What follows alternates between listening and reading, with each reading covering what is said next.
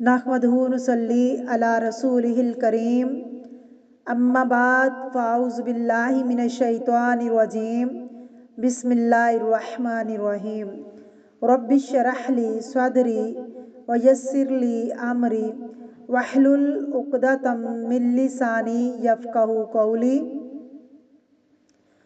सूरत आल इमरान आयत नंबर 144। लफ्ज़ी तर्जमा, root word और तफसीर। वमा और नहीं है मोहम्मद सल्लल्लाहु अलैहि वसल्लम इल्ला मगर सिर्फ रसूलुन रसूल हैं, ना के इला वगैरह। कद यकीनन खलत गुजर चुके हैं मिन कबलिही इससे कबल और रसूलु रसूल। आफा इम्माता क्या भला अगर वो फोत हो जाएं, औ या कुतिला कत्ल कर दिए जाएं, इन कलब तुम तो तुम फिर जाओगे अला ऊपर अक़ाबिकुम अपनी एड़ियों के। वमई यनकलिब और जो कोई फिर जाता है अला ऊपर अकीबैही अपनी एड़ियों पर यानी बेदीन बनता है। फलन तो बिल्कुल नहीं यज़ुर्रल्लाह वो बिगाड़ता अल्लाह का शैयन कुछ भी। व और सयजज़िल्लाहु जल्दी ही अच्छा बदला देगा अल्लाह ताला अश-शाकिरीन शुक्रगुजारों को।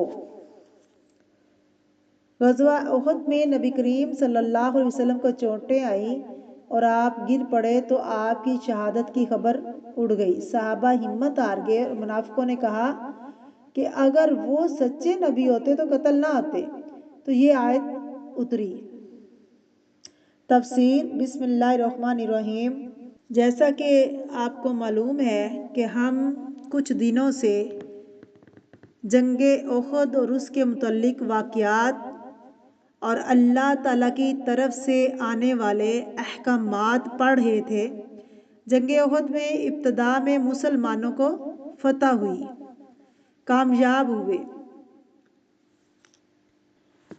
जो लोग दर्रे पर मुतय्यन थे, तो जिनको नबी करीम सल्लल्लाहु अलैहि वसल्लम ने ये तकीद की थी कि खा हमें फतह हो या ना हो, नाकामी हो, तुम अपनी जगह ना छोड़ना। उन्होंने जब ये देखा कि मुसलमान कामयाब हो गए हैं और कुफार माले गनीमत छोड़कर जा रहे हैं, उन्होंने उनके मर्दों और औरतों को पलटते हुए देखा तो उनमें बाज़ के दिल में ये ख्याल आया कि अब जो होना था हो चुका है, चलो हम भी अब आम मुसलमानों के साथ मिलकर बाकी सामान समेटते हैं। ये नबी करीम सल्लल्लाहु अलैहि वसल्लम के हुक्म की खिलाफ वर्जी थी। बहरहाल अब्दुल्ला बिन जुबैर जो उनके कायद थे, मना भी किया, उन्होंने रोका भी, लेकिन इसके बावजूद कुछ लोग अपनी जगह छोड़कर चले गए, अपनी ड्यूटी से गायब हो गए। अब नतीजा ये हुआ कि दुश्मन का लश्कर वापस पलटा। जख्म खुर्दा था, लेकिन उनके अंदर एक बहुत ज़बरदस्त कायद खालिद बिन वलीद भी मौजूद थे। उसने अपने लोगों को जमा किया और पहाड़ की पिछली तरफ से मुसलमानों पर हमलावर होने का सोचा।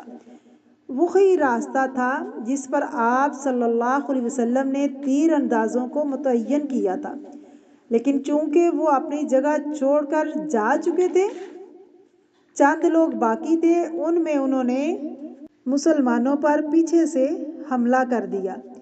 नबी करीम सल्लल्लाहु अलैहि वसल्लम ने जब खालिद के लश्कर को आते हुए देखा तो लोगों को इकट्ठा करने की कोशिश की, लेकिन उस वक्त ऐसी अफरा तफरी पड़ गई थी कि एक तरफ दुश्मन को उन्होंने आते देखा तो पहाड़ की तरफ चढ़ने लगे। बहरहाल कुछ लोग तो मैदान जंग छोड़कर चले गए, लेकिन जान निसार सहाबा ऐसे थे जो आप सल्लल्लाहु अलैहि वसल्लम के गिर्द से नहीं हटे, जिनमें मर्द भी थे और ख़वातीन भी थी।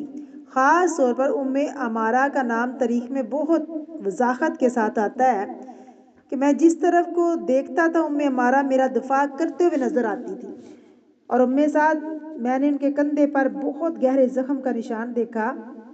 तो उनसे मैंने पूछा कि क्या हुआ है, तो उन्होंने बताया कि जंगे उहद में इब्ने कबा ने मुझ पर बहुत सख्त हमला किया था, तो बहुत गहरा ज़ख्म उनको आया।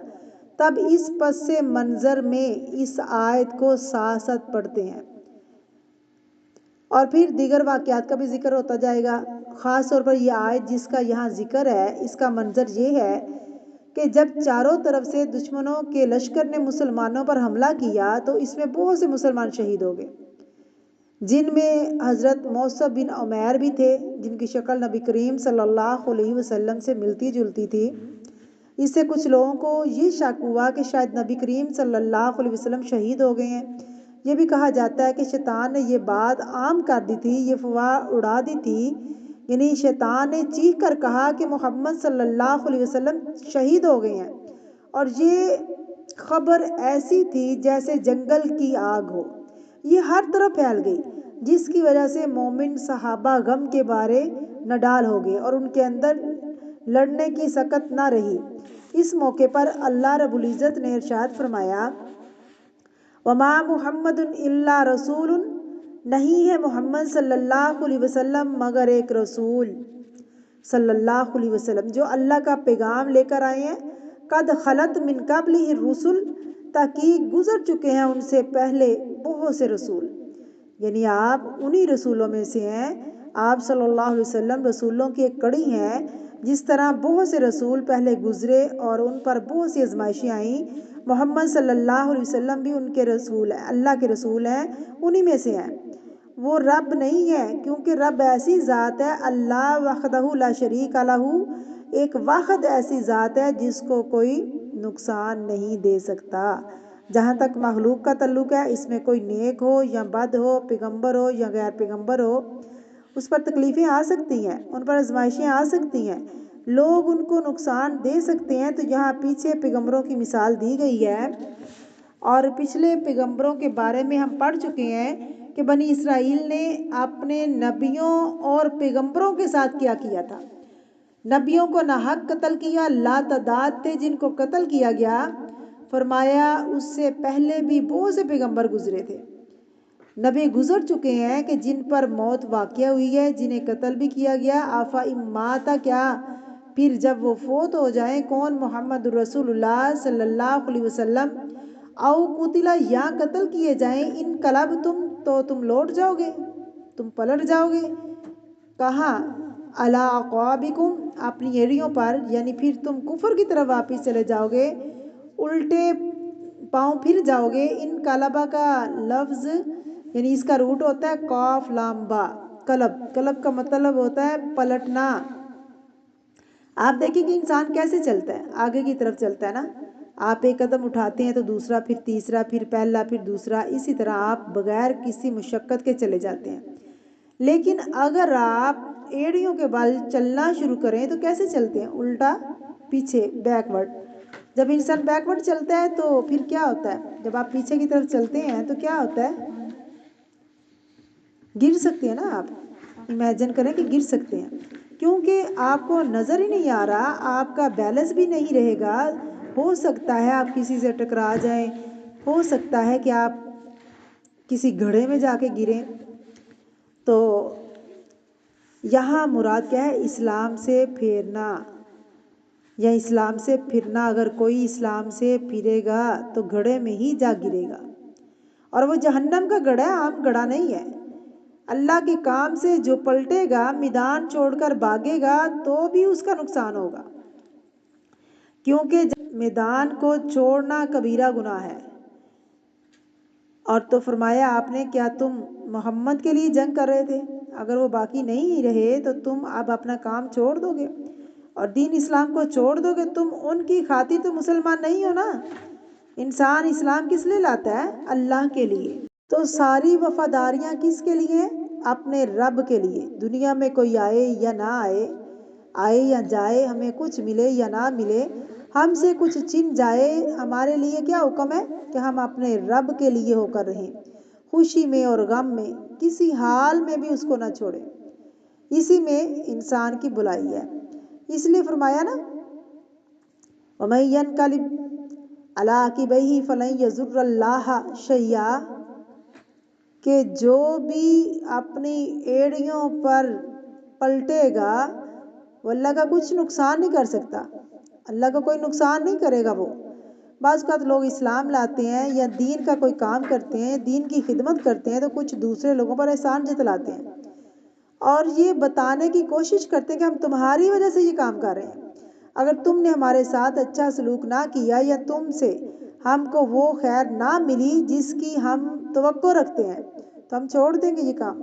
وہ دراصل کسی انسان کو دھمکی نہیں دے رہے ہوتے بلکہ اپنا ہی نقصان کر رہے ہوتے ہیں۔ ہم میں سے کوئی بھی جو چھوٹی بڑی عبادت کرتا ہے یا دین کی کوئی بھی خدمت کرتا ہے، اسے یہ اچھی طرح سمجھ لینا چاہیے کہ کسی پر کوئی احسان نہیں ہے، یہ سب کچھ دراصل اللہ کی رضا اور اپنے فائدے کے لیے کر رہا ہے۔ کسی کے خوش ہونے سے اس کام میں اضافہ ہونا چاہیے یا نہ کسی کی ناراضگی سے، تو اس کو چھوڑنا چاہیے وہ کام جو انسان نے اللہ کی خاطر شروع کیا، کیونکہ اگر انسان ایسا کرے کسی انسان کے لیے کرے گا تو کیا ہے، وہ خسارے میں ہے۔ اور اللہ تعالیٰ انسان کو بارہا آزمائش میں کیوں ڈالتا ہے؟ تاکہ اس کی نیت کو اپنے لیے خالص کر لے۔ وَسَيَجْزِي اللَّهُ الشَّاكِرِينَ، اور ان قریب جزا دے گا اللہ تعالیٰ کن کو؟ شکر کرنے والوں کو۔ شکر کرنے والے لوگ کون ہیں؟ شکر گزار جو ہر حال میں اللہ کے فیصلوں پہ راضی رہتے ہیں۔ تو بہرحال اس آیت سے کئی ایک سبق حاصل ہوتے ہیں۔ نمبر 1، رسول اللہ صلی اللہ علیہ وسلم بشر ہیں، انسان ہیں جیسے تمام انسان ہیں، کیونکہ آپ پر بھی تکلیفیں آئیں جیسے بہت سے پیغمبروں پر آئی تھیں۔ دوسری بات یہ کہ رسول انسان ہے، خدا نہیں ہے، رب نہیں ہے، رب ایک ہی ہے، خدا ایک ہی ہے۔ ہاں یہ ہے کہ تمام انسانوں میں سے سب سے زیادہ محبوب و مقرب ہے، سب سے زیادہ افضل ہے۔ تیسری بات یہ کہ رسول اللہ صلی اللہ علیہ وسلم ختم رسل ہے، خاتم النبیین ہے، کیونکہ یہ کہا گیا کہ قد خلت من قبلہ الرسل، آپ صلی اللہ علیہ وسلم سے پہلے بہت سے رسول گزرے ہیں۔ یہ نہیں کہا کہ جو آپ کے بعد آئیں گے، آپ کے بعد کوئی رسول ہوتے تو ذکر کیا جاتا نا، لیکن قرآن مجید میں آپ صلی اللہ علیہ وسلم کے بعد کسی رسول کے آنے کا ذکر نہیں ملتا۔